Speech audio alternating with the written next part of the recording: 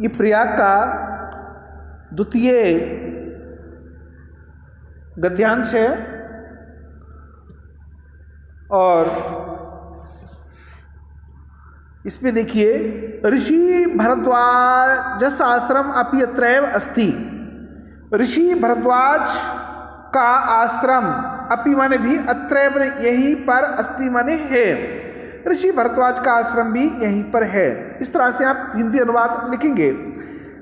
यत्र माने यहाँ, पुरा माने प्राचीन काल में 10 सहस्त्रमिता 10,000 विद्यार्थी अधीत्यन। प्राचीन काल में यहाँ पर 10,000 विद्यार्थी शिक्षा प्राप्त करते थे।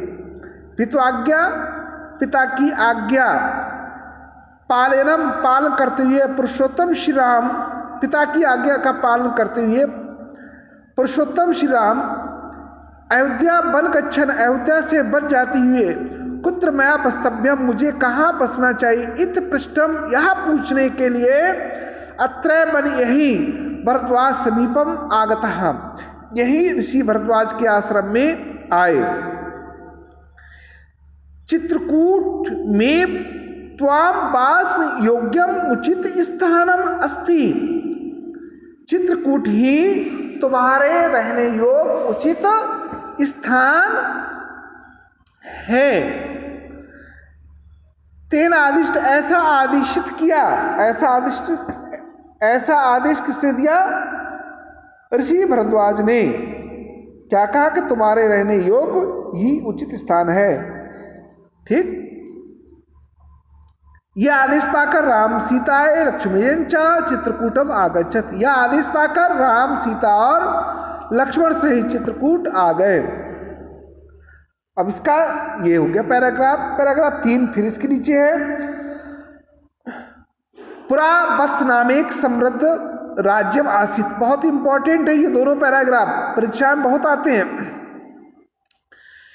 प्राचीन काल में वत्स नाम का एक समृद्धशाली राज्य था। अस राजधानी, इसकी राजधानी कौशाम्बी, यहां यानी प्रयाग से ना अति दूर पड़ते थे, प्रयाग से दूर नहीं है।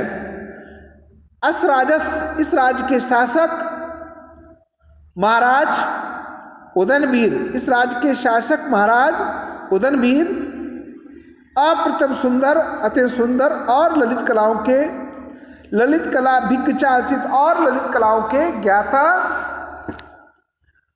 थे। यमुना तटे, यमुना के तट पर आधुनिक सुजावन गांव में उनके सुयुमन नामक महल के खंडहर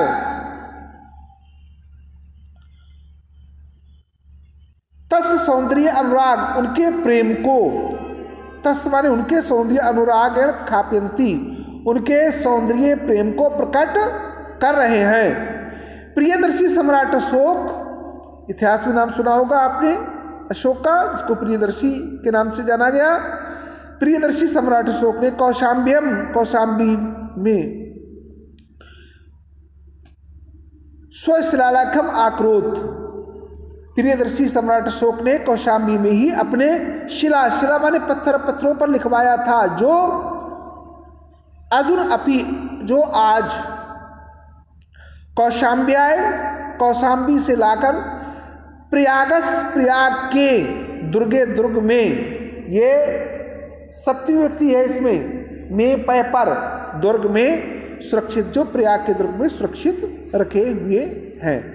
ये 2 पैराग्राफ है, इनका भी आप अर्थ लिख लें और परीक्षा की दृष्टि से बहुत ही महत्वपूर्ण है। धन्यवाद।